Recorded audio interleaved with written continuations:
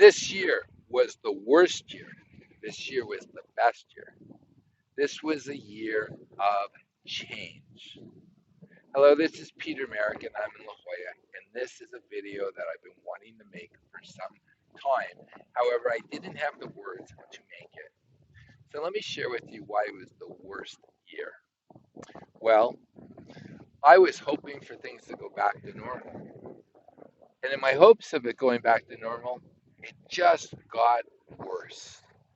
Everything seemed to get worse. And then in September, one of my really close friends, a mentor of mine, Sammy Friedman, he had leukemia. He had a very, very rare blood type. So they weren't able to give him any transfusions or bone marrow. And he decided not to participate, and he wasn't allowed to see anyone. And I could not fly back in to Canada, to Toronto, to say goodbye to him. I couldn't go to his funeral.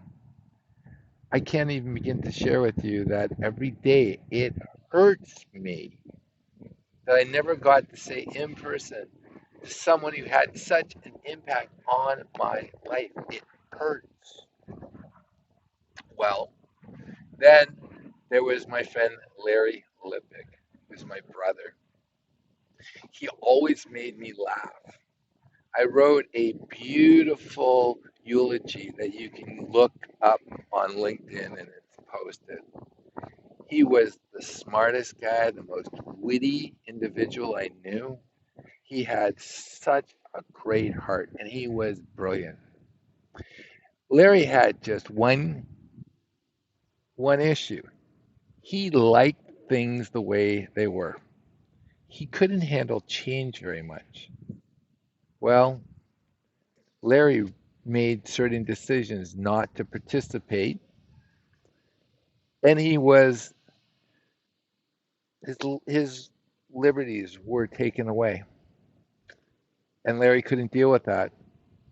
So Larry is no longer with us. He took his own life, and I can't begin to share with you that I was so upset. I cried. And then there were the truckers. And I only wish that my friend Larry had seen them. The Canadians still had a spark. They had a spark in them. But then we know what happened. The tyrants stepped in and they crushed them. Bouncy castles. I'm still devastated.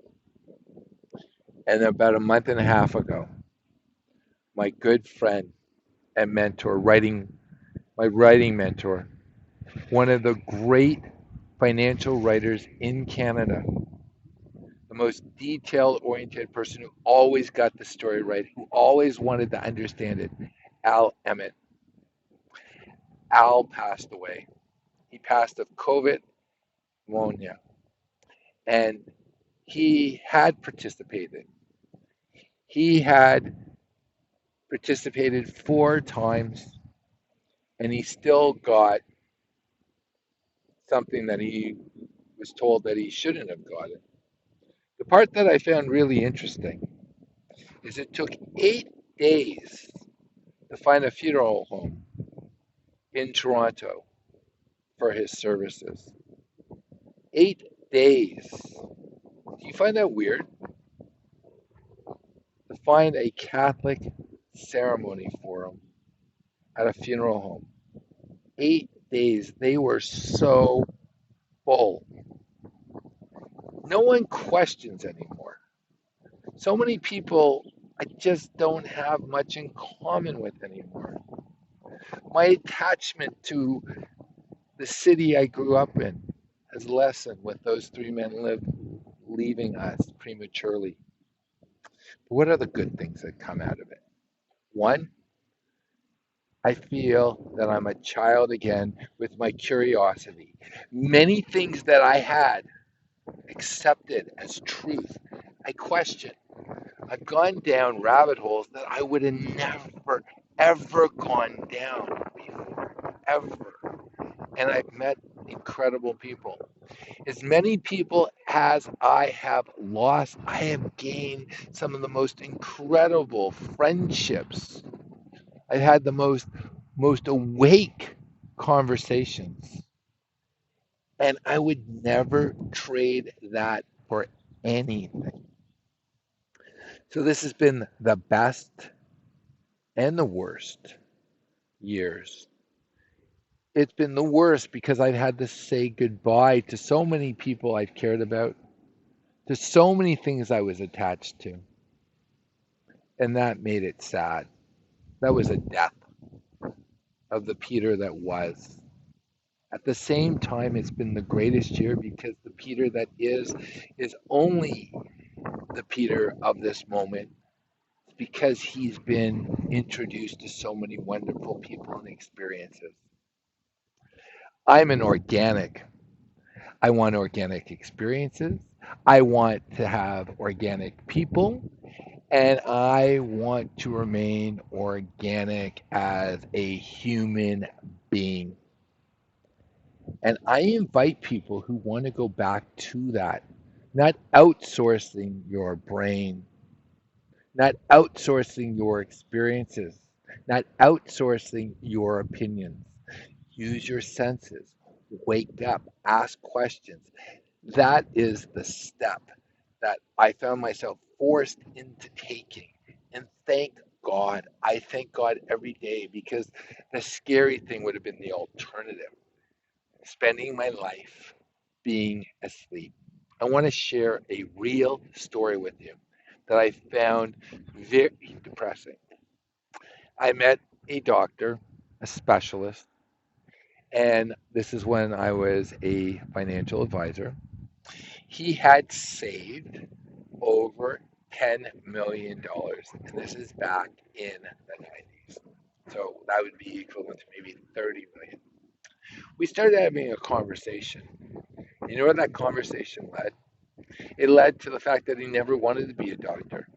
His mother wanted him to be a doctor. He didn't want that. He wanted to be an architect, but he never got to be an architect.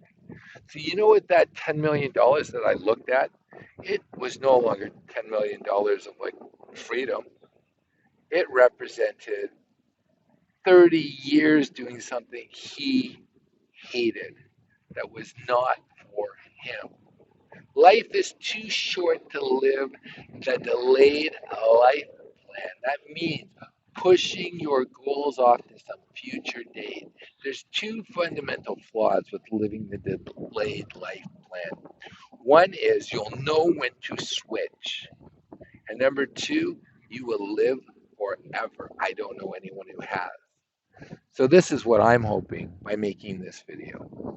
I'm hoping for those of you who are starting to question, who want to wake up, who are in the process of waking up, who want to join other people who realize that the world is not what we were told it was, and are willing to go and say, I'm going to live life on my terms. I'm not going to accept anybody else's narrative.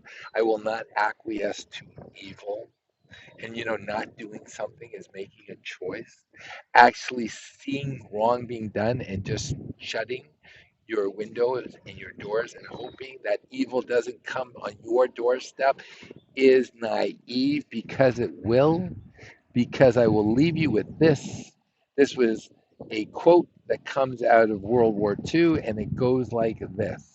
First, they came for the trade unionist, and I was not a trade unionist, so I said nothing.